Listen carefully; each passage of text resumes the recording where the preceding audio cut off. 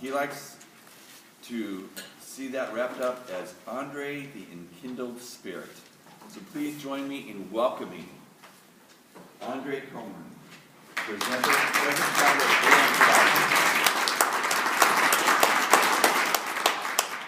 So unlike the keynote stuff, I really would like for our time to be together this afternoon to be a conversation. And so I'll present some things, I'll offer you some things, but I really want it to be a conversation. And I want to do less talking and kind of more facilitating part of this process. I'll give you some of my questions and some of the things that I think that I've been able to resolve some of those questions. But again, I want this to be a conversation. So when this conversation of microinequities came up, for me, I approached microinequities with a core question. And the core question that I was trying to find an answer to is a very simple one. So my father was a rebel rouser, a troublemaker in the 60s and 70s, trying to make my life better. My grandfather, not so much. His social change model was keep your head down and keep your hands on the plow. That was his thing. So you don't have to get involved with all this other stuff. I had friends and family members who marched on Washington. People who sat at lunch counters, who did all this kind of stuff. And I had a question as a middle school student in Dayton, Ohio, from what was then called the West Side, which is where most black people live. And because I was black and I didn't have a whole lot to do with that, yeah, I know, don't be surprised. I hope nobody was surprised. I am black. But not having any control over that, I was bused. For some people, they refer to it as forced busing. For me, I was forced to be bused as well because my parents said, "Boy, get on that bus." So I had forced busing too, right? But I had these plaguing questions because I was being bused to the east side, which is where the white Appalachians live, right? So I don't know if you know much about Ohio, but Ohio is a northern state that is a southern state. I won't say any more about that, right?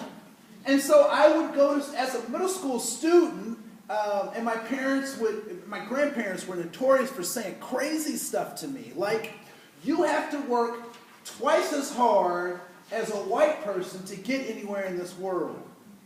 Why in the world would I ever want to work twice as hard as anybody? I don't want to work at all as a little kid. I want to play, right? And so I had these plaguing questions as to, like, I would walk to school sometimes and people would drive by in their cars, which I think is very interesting, that they wouldn't stop and have this conversation with me, but they would drive by and they would say things that were very hurtful to me. They would say racial slurs, and I say they were racial slurs because as they were driving by, it was very slurred, right? Or they would throw things out of their car because I happened not to be in the right neighborhood. And I was conflicted, I was confused that I lived in social studies. They taught us about the Constitution. They taught us about how everybody is free and everybody is treated nicely. And I was conflicted because I wasn't seeing it and I couldn't figure it out. And that didn't stop at middle school. The seed was planted in middle school, and as I walked through the world, I kept seeing these contradictions and I couldn't understand it. Because I would see very evil people and I'd see very nice people.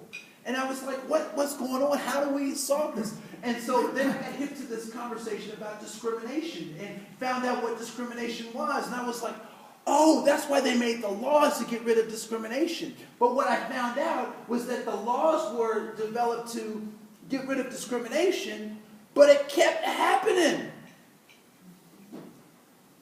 So how does one reconcile the fact that we have these laws that are supposed to stop discrimination, but we still have it? And so I started on this journey. I started trying to search for the answer, and this is one of many answers that I've been able to find, which is this concept of micro-inequities. And so,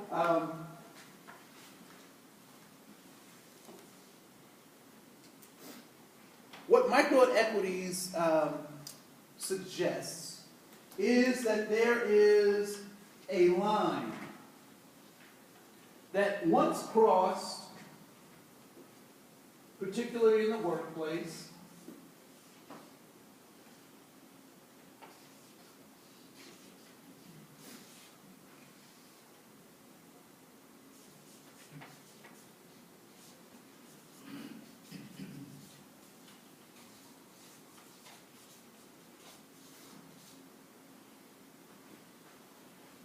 that once this line is crossed, then we engage folks like the HR department, EEO folks, and mediation services.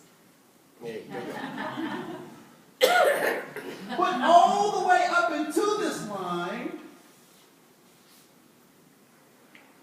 are we okay?